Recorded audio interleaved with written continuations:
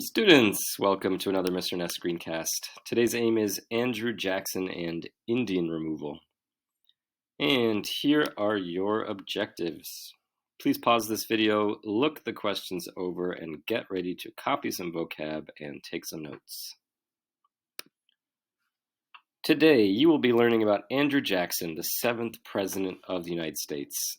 You might recognize him from the $20 bill. Andrew Jackson in many ways reminds me of Donald Trump, and Trump himself has professed his admiration for Jackson.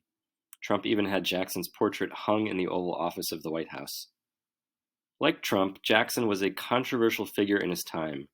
He disregarded the political conventions of his day, and his supporters, many of them poor white Americans, loved him with a passion. But other people hated him, and as you will learn shortly, they had good reason to. As one Jackson biographer has written, Jackson was either dictator or Democrat, ignoramus or genius, Satan or saint. Jackson continues to be a controversial figure in history, and there is currently a movement to replace his picture on the $20 bill with a different historical figure. Jackson is known as the People's President because he took actions that celebrated the common man. In other words, working-class white men. First, Jackson used something called the spoils system. The spoils system means that a politician rewards his supporters by offering them jobs in the government. The spoils system appealed to the common man because it allowed supporters of Jackson to have positions of power regardless of their wealth or their education or their level of expertise. Like Jackson before him, Trump was also critical of so-called experts, and he too used the spoils system to fill many positions in his cabinet. Secondly, Jackson believed in suffrage for all white men. Suffrage means voting rights. In the early 1800s, many states had property requirements for voting and only allowed white men to vote if they owned land. But starting in the 1820s, Jackson and others campaigned to get rid of these qualifications and allow all white men 21 or older to vote, whether or not they had property. When Jackson ran for president in 1828, poor white men voted for him in large numbers. Finally, Jackson promoted a policy called Indian removal. Although he is known as the People's President, he certainly did not advocate for all the people. He supported slavery, and he personally owned over 100 slaves. And his policies towards Native Americans were especially harsh. Indian removal is just like what it sounds, a policy where the U.S. government forced Native Americans off of their land. It removed them. This policy can be considered populist because once the government forced Native Americans from the land, it sold the land to white farmers at a low price. Let's go back in time a few years before Jackson was elected. Take a look at this map.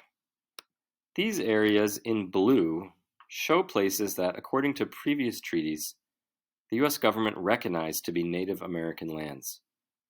But with Western expansion, more and more white Americans began to desire that land for themselves.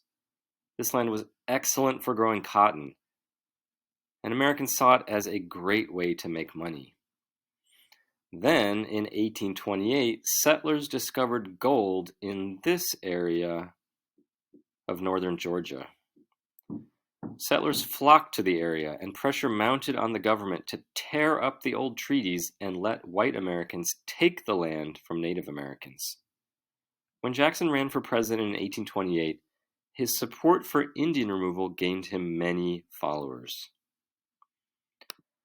Jackson won that election, and in 1830, during his first term in office, Congress passed the Indian Removal Act. This was a law that required Native Americans to leave their ancestral lands and move to Indian Territory, which is modern-day Oklahoma. Several Native American tribes resisted removal and fought back against the U.S. government, but they were all eventually defeated. As a result, Native American tribes in the Southeast including states like Georgia, Tennessee, Florida, Alabama, and Mississippi, as well as Native Americans from the Midwest, that's up here, in states like Iowa, Illinois, and Wisconsin, were forcibly removed from their land. The U.S. government then sold the land to white farmers and plantation owners, many of whom used it to grow cotton. The land that the Native Americans moved to, Indian Territory, that's this yellow area over here, was not very good land. Indian Territory, or Oklahoma, is on the Great Plains, and it's very dry and dusty. You will learn more about the Great Plains later on in this year. In the map, you can see that several different Native American tribes were forced off their lands by the Indian Removal Act. One of those tribes was the Cherokee, which came from northern Georgia. In 1838, the U.S. government forced the remaining Cherokee to leave their lands and move to Oklahoma. 16,000 Cherokee made the journey on foot, walking for hundreds of miles through harsh weather. About 4,000 of them died along the way. It's important to note that this term, the Trail of Tears, is used to refer to the journey that the Cherokee made, but many Native American tribes were forced to make similar journeys in the 1830s as part of the process called Indian removal. Before we're done, take a moment to study this painting of the Trail of Tears, which was made later in 1942. Imagine what it would have felt like to leave the land that you had lived on your entire life and that your ancestors had lived on for generations.